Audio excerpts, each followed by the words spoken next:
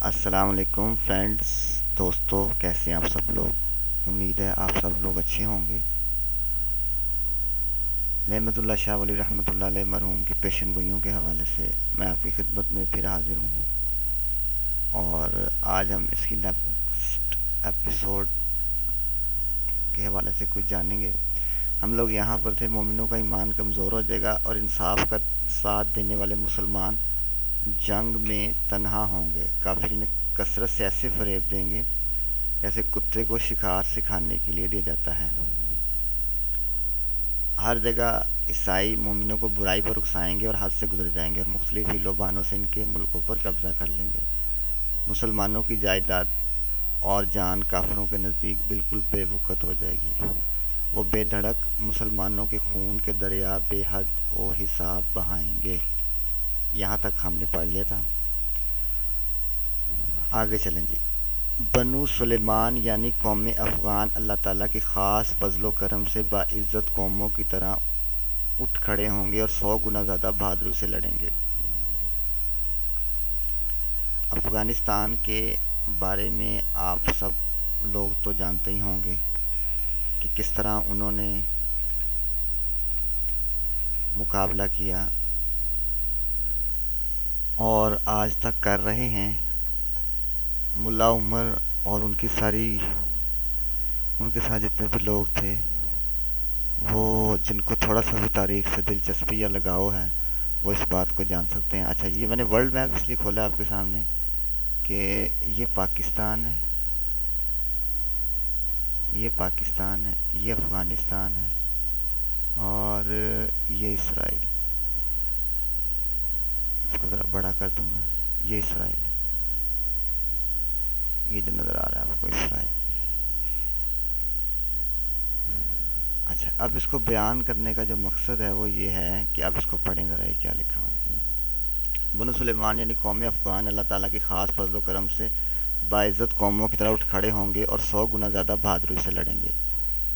جو last battle ہونی ہے، جسے ہرمجدون کہا جاتا ہے یا آرمیگیڈن کہا جاتا ہے یا تیسری جنگ عظیم کہا جاتا ہے، اور جہاں سے اینڈ آف ٹائمز آپ کہہ لیں ہونا ہے، جو لاسٹ فائنل بیٹل ہونی ہے، وہ آپ مختلف تاریخ کی کتابیں اٹھا کے پڑھ لیں یا کسی بھی مذہبی اسکالر سے سن لیں تو آپ کو پتہ لگے گا کہ اس میں جو ہے نا، یہ افغانستان یہ آ رہا ہے اور یہ پاکستان ہے۔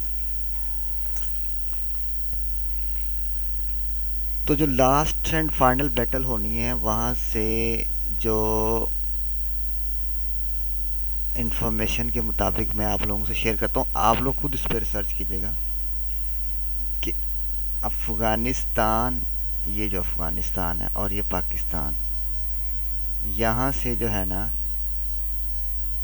کالے جھنڈے نکلیں گے اور وہ سیدھے جا کے خراسان، افغانستان میں جگہ ہے خراسان، اور اس خراسان میں پاکستان بھی آتا ہے، پرانا خراسان جو ہے، اور افغانستان بھی آتا ہے۔ یہاں سے نکلے گی فوج اور وہ جا کے ایلیا میں اپنے جھنڈے نصب کر دے گی، یہ اسرائیل، ایلیا، اور اس کو کوئی بھی طاقت نہیں روک سکے گی۔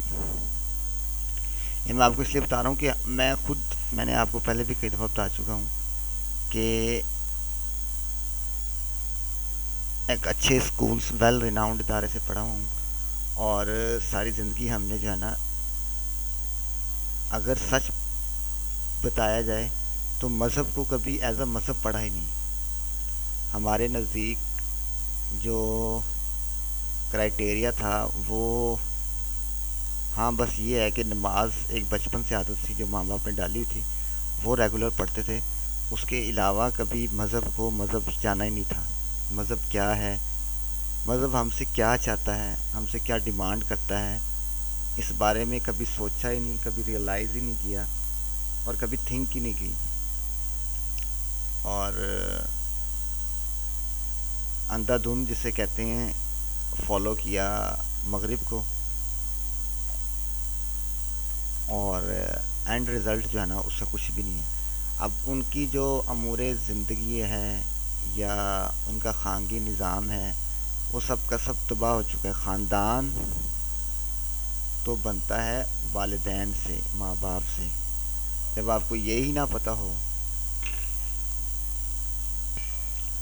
اس بات کا ہی ادراک نہ ہو کہ آپ کے پیرنٹس والد کون ہیں، تو آپ کیسے اس معاشرے میں سروائیو کر سکیں گے؟ پاکستانی معاشرہ، اسلامی معاشرہ جس میں دادا دادی، نانا نانی، ماں باپ کا احترام ہے، اس معاشرے میں ہم سانس لے رہے ہیں.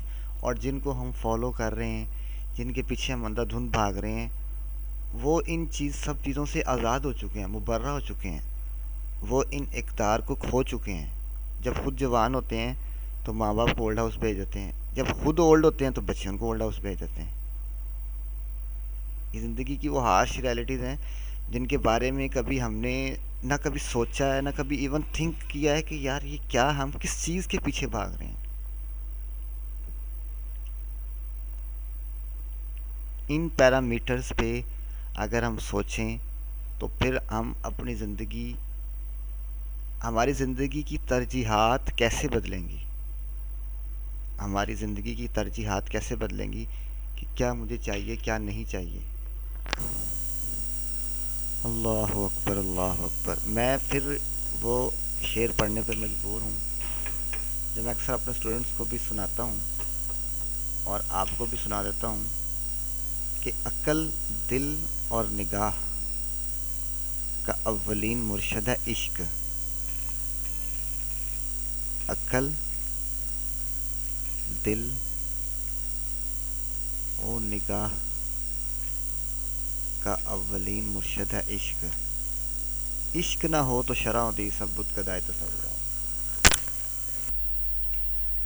جی تو آج میں سوچ رہا ہوں کہ آپ کے لوگوں کی ایک گرہ اور کھول دی جائے.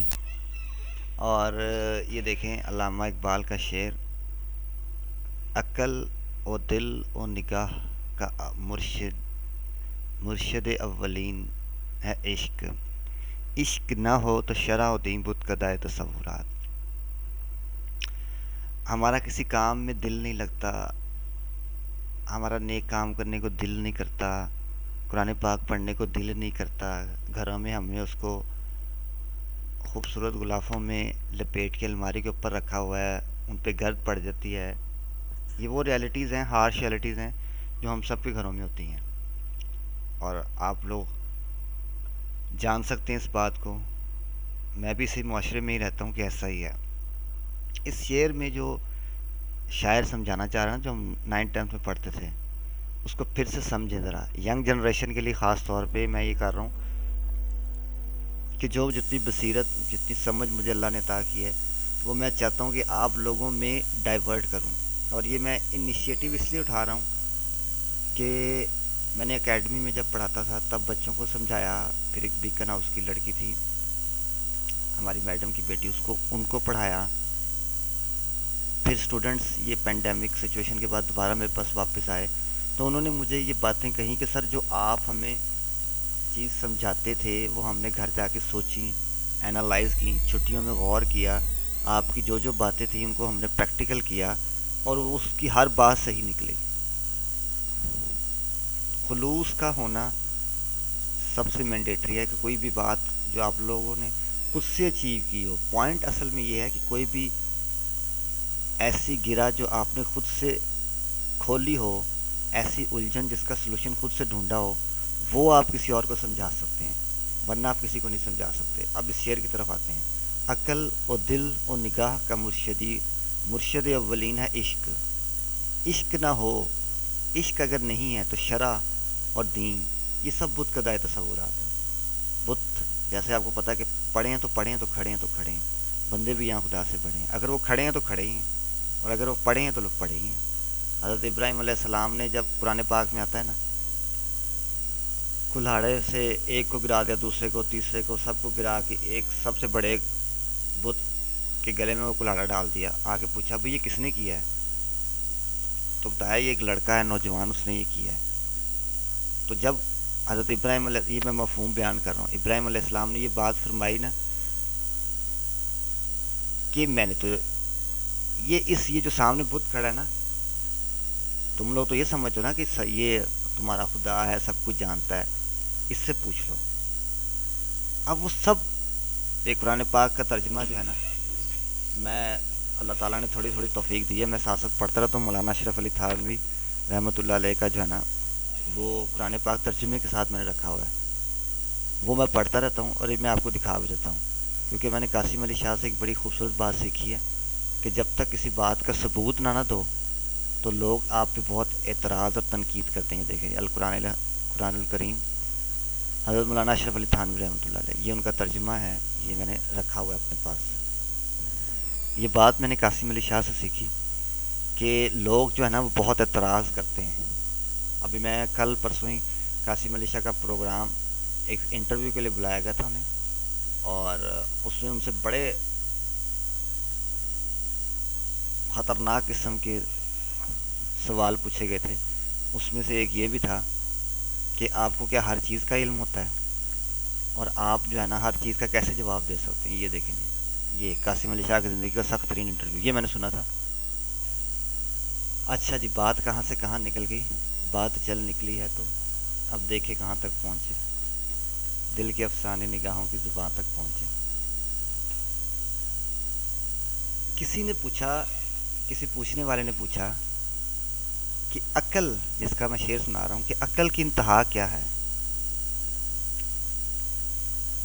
تو کہنے والے نے کہا کہ عقل کی انتہا ہے حیرت۔ اب میں آپ کو پوائنٹ سمجھاتا ہوں کیسے۔ مطلب آپ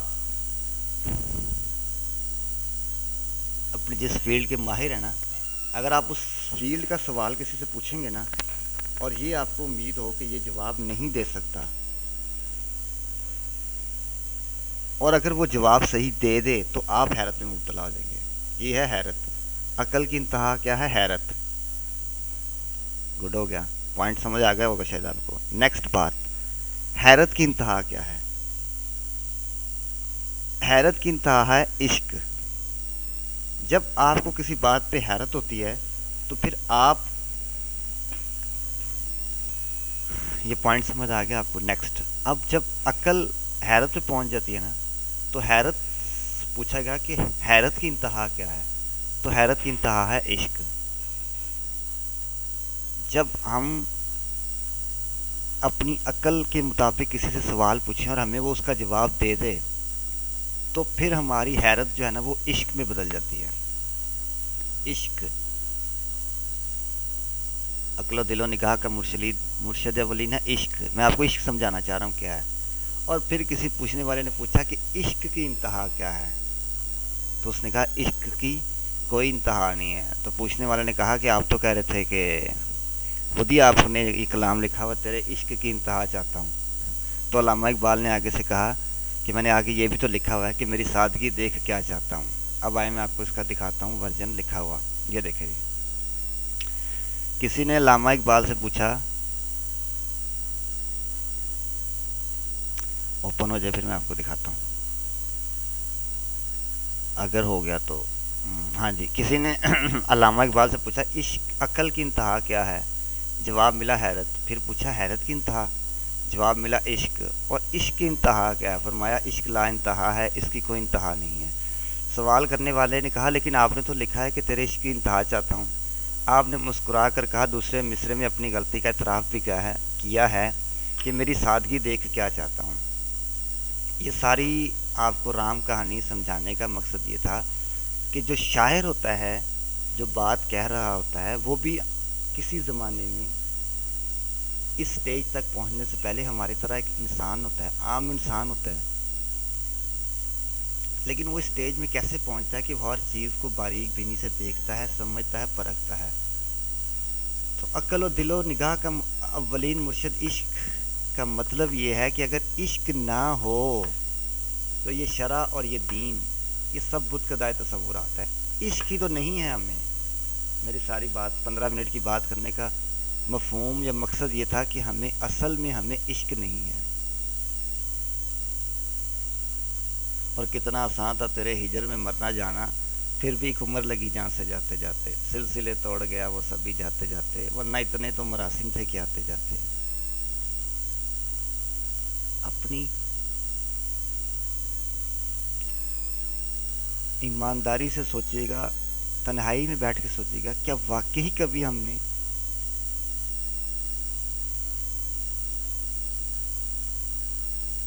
اللہ سے اور اللہ کے رسول سے عشق کیا؟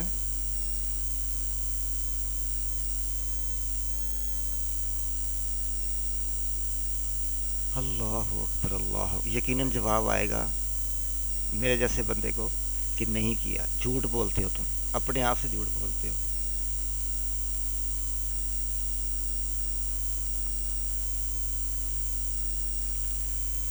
سندیپ مہیشوری کو میں نے سنا،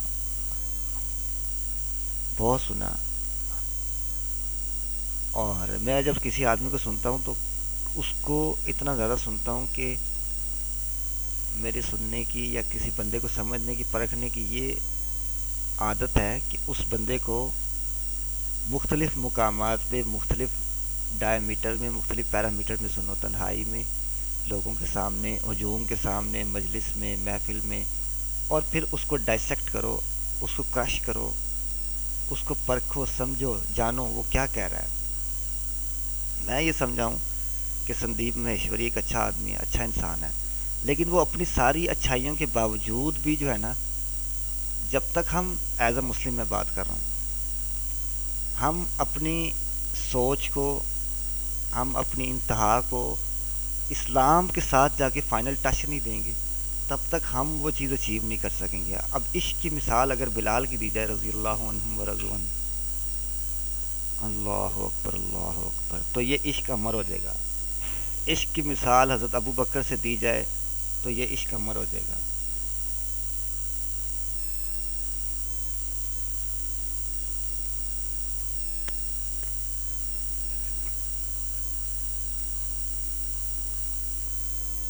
اللہ اکبر، اللہ کے نبی پوچھ رہے ہیں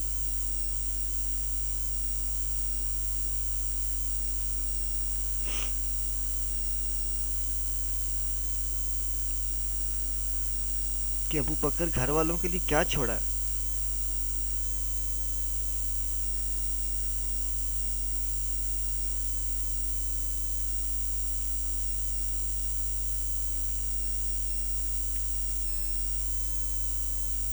اللہ اکبر، تو کیا فرما رہے ہیں؟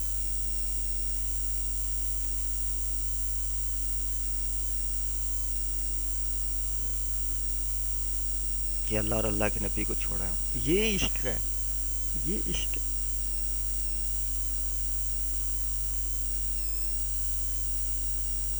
جو ہمیں کبھی نہیں ہوا۔ یہ جب تک نہیں ہوگا، اللہ اکبر، تب تک ہم دوبارہ عروج حاصل نہیں کر سکیں گے۔ زباں پہ صرف ہے دعوے، مثال کوئی نہیں، دیار عشق میں بلال کوئی بھی نہیں۔ اللہ اکبر، آج میں آپ لوگوں کو یہ پوائنٹ جو ہے نا وہ سمجھانا چاہ رہا تھا، جس کی میں نے کوشش کی ہے، اور میرا یہ ساری تقریر کرنے کا، سمجھانے کا مقصد صرف یہ ہے کہ اے علی، آپ صلی اللہ علیہ وسلم نے فرمایا جس کا مفہوم یہ ہے کہ تیرے کہنے سننے سے ایک انسان بھی راہ ہدایت پر آ گیا تو تیری نجات کے لیے یہ کافی ہے۔ اللہ اکبر، اللہ، اپنی زندگی کا خدا را کوئی گول سیٹ کر، کوئی گول سیٹ کریں، میری زندگی کا مقصد تیرے دین کی سرفرازی، میں اسی لیے مسلمان، میں اسی لیے نمازی۔ میں نے اپنا چینل بنایا ہے نا، یہ دیکھیں، میں آپ کو دکھاتا ہوں، کوئی نہ دیکھے میرے چینل کو، مجھے کوئی اس سے لینا دینا نہیں ہے، مجھے اس کی بھی کوئی ٹینشن نہیں، کوئی دیکھ رہا ہے نہیں دیکھ رہا، ویوز آ رہے ہیں نہیں آ رہے، میرا چینل بنانے کا مقصد صرف یہ ہے، اویئرنیس پھیلانا، لوگوں میں اس چیز کو پروموٹ کرنا۔ دیکھیں، میں نے اس کے اباؤٹ میں جا کے کوئی دیکھ لے، to get clearance certificate from اللہ، to obey Muhammad peace be upon him wholeheartedly, to help people without any expectation, to earn money, to help first yourself then others. Anyone can join my cause. اور میں نے اپنا number بھی دیا ہوا ہے۔ ایک آرگنائزیشن، ایک ادارہ بنانا چاہتا ہوں میں، جس میں ہم سب فلاح انسانیت جو ہے نا، فلاح انسانیت چاہیں، اپنا بھی بھلا کریں، لوگوں کا بھی بھلا کریں. جب تک ہم کسی کام میں خود پرفیکٹ نہیں ہوں گے لوگوں کو کیسے گائیڈ کر سکیں گے؟ آج ہی قاسم علی شاہ کو بھی سن رہا تھا میں، ان کا بھی پوائنٹ یہ ہے اور میرا اپنا پوائنٹ یہ ہے کہ جب تک آپ 5 روپے کا کام کر رہے ہیں، 10 روپے کا کام کر رہے ہیں، 1000 کا کر رہے ہیں، 20,000 کر رہے ہیں، 1 کروڑ کا کام کر رہے ہیں، ایماندار نہیں ہوں گے، لوگوں سے جھوٹ بولنا نہیں چھوڑیں گے، تب تک آپ کی ورتھ نہیں بنے گی. آئی تھنک آج کے لیے اتنا ہی کافی. ملیں گے پھر انشاءاللہ نیکسٹ ایپیسوڈ میں. تب تک اپنا خیال رکھیے گا. اللہ حافظ.